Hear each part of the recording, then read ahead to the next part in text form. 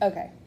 All right, so we're looking at if triangle PQR is an equilateral triangle. Equilateral meaning?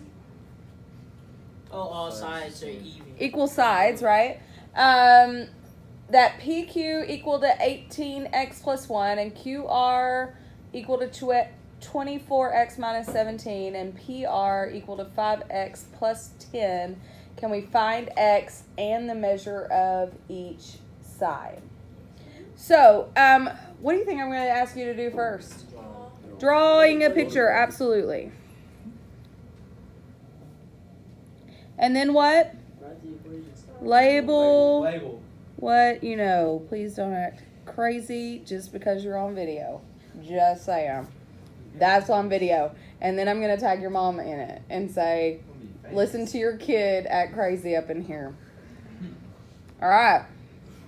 The good thing is when you're absent, you get to hear all the funny stuff. All right. So here we are. PQ is 18x plus 1. QR being 24x minus 17. And PR being 15x plus 10. And you guys said that the equilateral means that all the sides are what? The same length. They're congruent. So if they're congruent or the same length, that means all those expressions are what? Equal. Now they asked me for two things. They asked me to find x, and they asked me to find the measure of each side.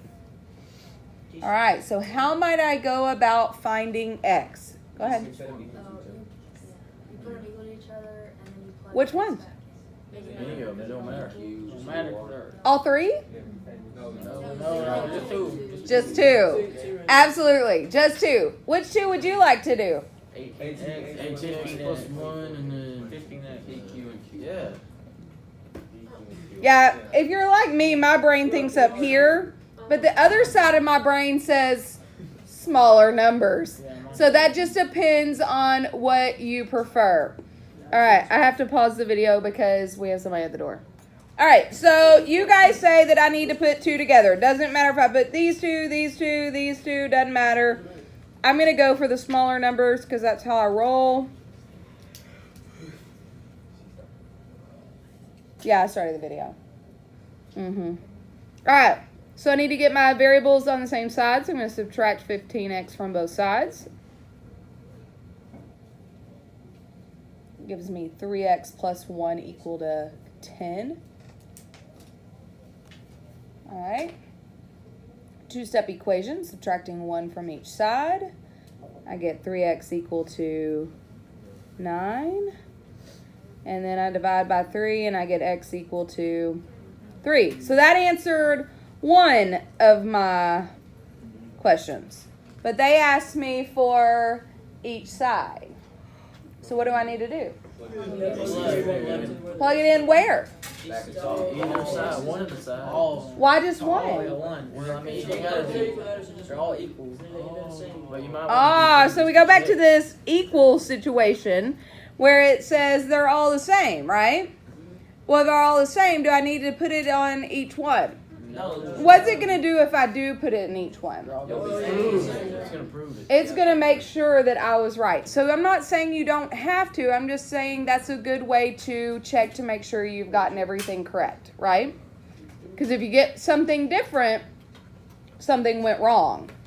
So if I check PQ, so that's 18 times 3 plus 1. I'm going to get 55. And if I try QR at 24 times 3 minus 17, 55. And then if I try PR, 15 times 3 plus 10, I get 55. So I must have been right. They're all the same. Does everybody agree? Fantastic. So all my side measures here and my x have all been found. Did I answer the question? Yes. All right. He's going to say ma'am now because he knows his mom's listening. All right, here we go. Trying this one on your own. Triangle MKL is an isosceles triangle. Very important statement right here, with MK congruent to ML. If MK is 7x minus 15, and KL is 4x minus 5, and ML is 10x minus 42, find the measure of each side. All right, so we're looking at the same thing. Did you draw your picture? Yes, ma'am. Did your picture look like this? Were your letters the same as mine? No. No? Now, this is the funny part. A lot of people drew it like this, and then it caused some issues when they went to put that congruency. Be very careful, because it says MK is congruent to ML. For me, that meant these two. For some of you, it might have been the top two. But what I found is that a lot of people drew it like this, but when they saw isosceles, they just went ahead and did those two. And then look at the letters. You got to look at what it's telling you, what it's given. Okay? All right. 7x minus 15. 4x minus 5. And 10x minus 42. Yes? Yes. All right. So then the question is, what can I do to be able to find out the side values? You gotta find X. I got to be able to find X. How can I find X? Guys, why y'all acting crazy? Now, all of y'all don't talk like that every day. You just all want to hear your voice on camera later. I know what this is. So, tell me what you got. I got it. You can say 7x minus 15 equals to 10x minus 42. He just wanted to be famous. Callie, you can be famous next. Are you good? You're safe on not being famous by this, right? All right, so I'm going to solve for X.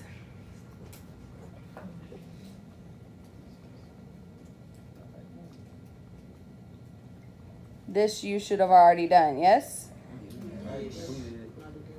And so when you got to 3x equal to 27, we got that x was equal to 9. I saw several of you struggling with a 10 over 3. That told me that you probably set these two equal to each other, or these two equal to each other, but not the correct ones equal to each other, yes? Is that part of my answer? Yes. This is part of no, it's not part of this. It's part of finding the answer. All right, so it is not part of the answer. So I need to be able to find the side measures. I know that two of them will be the same, and then one of them should be different. So MK equal to 7 times 9 minus 15, which is what? 48. And then ML, which should be the congruent one, right? So if we did this right, I should get 48. Did you guys get 48? Yes.